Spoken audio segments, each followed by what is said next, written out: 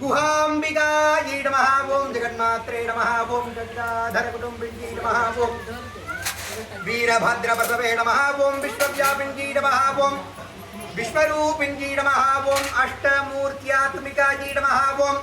कष्ट दारिद्र समन्यै नमः ओम शिवायै नमः ओम शाम्भव्यै नमः ओम शंकर्यै नमः ओम बालायै नमः ओम भवान्यै नमः ओम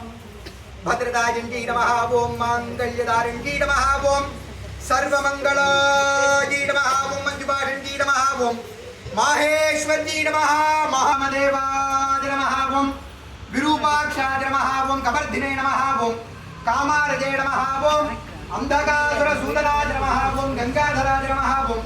ललाटाक्षाय नमः कालकालाय नमः कृपानिधाय नमः भीमाय नमः परस्वस्ताय नमः ओम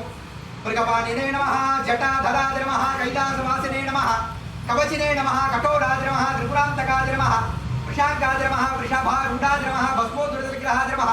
सामप्रजासुरमया त्रिकीमूर्तिरीश्वराय नमः दिगम्बराय नमः शिवाय नमः ओम ह्रीं मावाजी नमः ज्येष्ठाजी नमः रौद्री नमः काळीजी नमः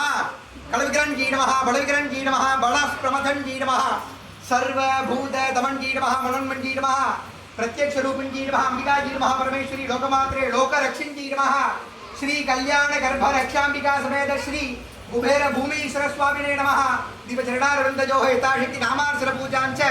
पत्र पुष्पार्चन पूजां समर्पयामि।